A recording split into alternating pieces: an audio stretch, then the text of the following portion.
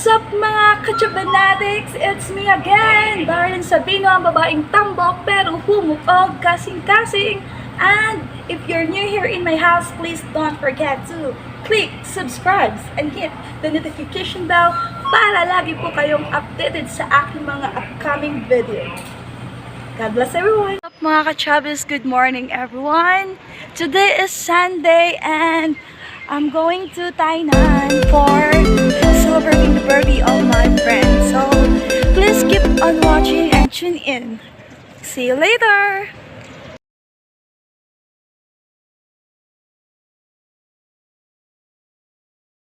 One eternity later. Doon ka, be! Be, tabi ka, be! Tabi ka ni ano, Mito, para makapaka. Ayaw mo din! Oh, sige, save ka dyan.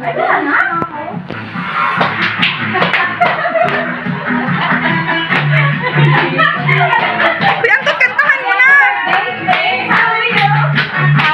Umakpak naman kayo dyan.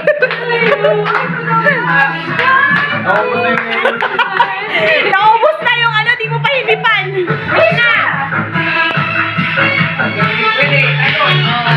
Yeah! Yeah! Kain na!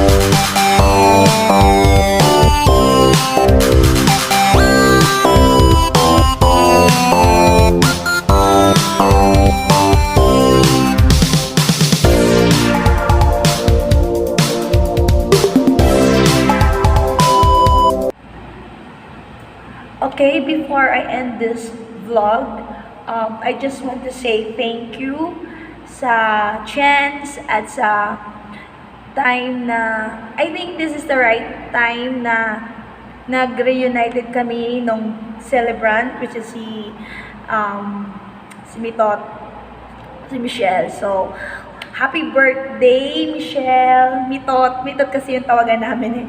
So, babatiin kita ulit ng happy birthday and I'm so thankful na okay na tayo. Wishing you all the best, good health and more blessings to come, and higit sa lahat, happiness, true happiness.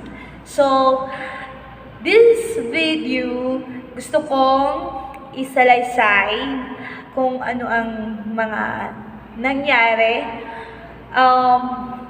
But before that, I just want to say ito, may permission to kay Mitot, which is sa kanya tong idea na to na mag-speech pa ako.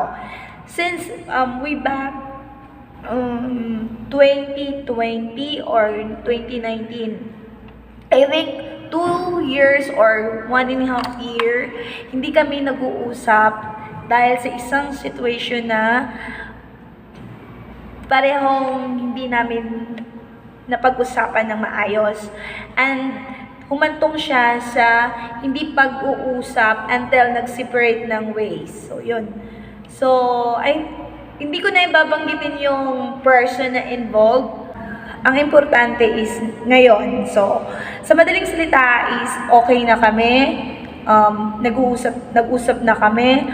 So, ang masasabi ko lang sa mga kagaya namin na magkaibigan, sa mga nag-struggle din na kagaya namin magkaibigan. Kasi once na true friends mo, hindi maiiwasan na nagkaroon kayo ng misunderstanding, hindi kayo nag-uusap or something, may, ano ba tawag nan?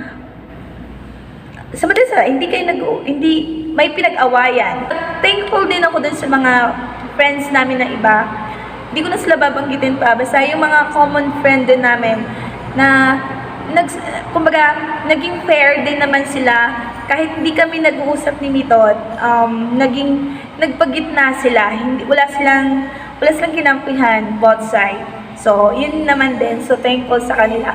Then, masaya lang ako. Masaya ako kasi okay na. Masaya ako kasi happy na rin siya at naka-move on na siya from the past, which is sa akin naman wala na talaga. At yun nga, so naging yung birthday niya, celebrate namin na masaya lang. So hindi yun totally yung nangyari sa birthday niya is hindi yun totally buong nakadetalye dito sa vlog na to, kasi yung iba medyo hindi na kailangan i-share pa. So, yun naman. Once again, thank you po sa mga sumuporta sa vlog na to.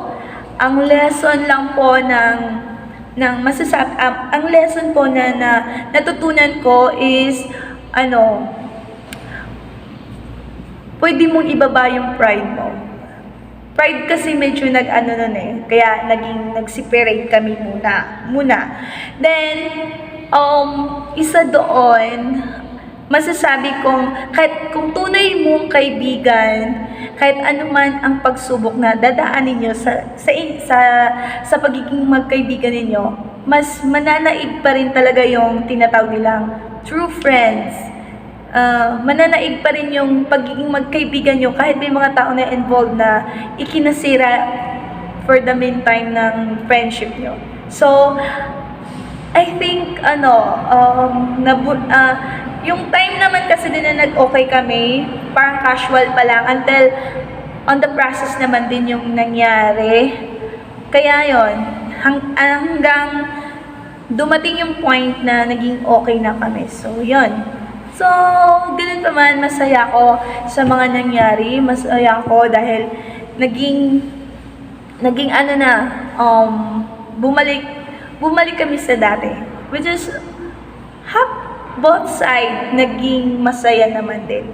So, ayun. I hope na sa ibang mga magkaibigan, guys, don't waste your time. Kung if ever hindi naman ganun kalala yung situation, pwede mo ibaba yung pride mo.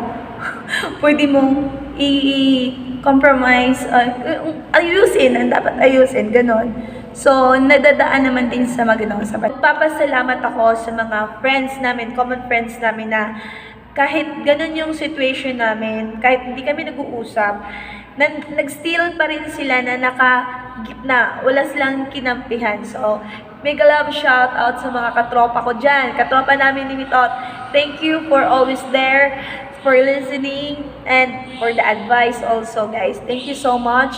And I hope more bonding, more, ano ba tawag to? Happy lang, ganon. So, ayun naman. Once again, happy birthday and God bless. Salamat ako kay God sa mga person na nakapalibot sa akin at sa aming dalawa. Then, na sa wakas finally, naging okay kami. Bumalik na yung friendship namin.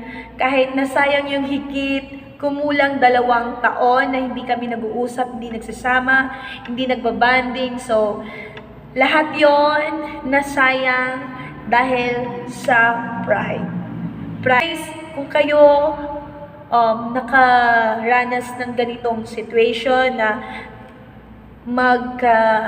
magkagalit, tama ba ang term na yun? Magkagalit o hindi nag-uusap ng inyong mga kaibigan, hanggat maaari, tanggalin nyo na muna yung pride nyo at pag-usapan nyo po muna yung yung problema until ma-solve siya at hindi na umabot pa ng ilang months, years na hindi kayo nag-uusap. So, yon. Ang lesson na ko is dapat kung ano man yung hindi pagkaunawaan, pag-uusapan.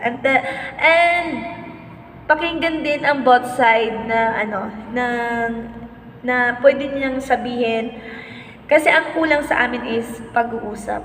Hindi kami totally nag-usap ng maayos. So ganun pa man, maraming salamat ulit and God bless everyone at see you on my next vlog. Bye.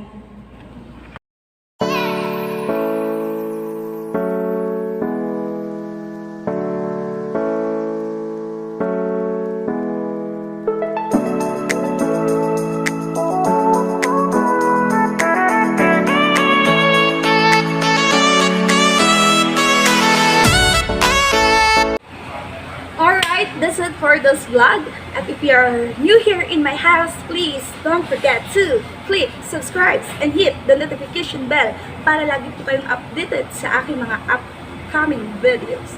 So, this is your Kachabanatics, Tarlo Sabino once again, nagsasabing bahalag tambok basta humog og kasing-kasing, signing off and see you on my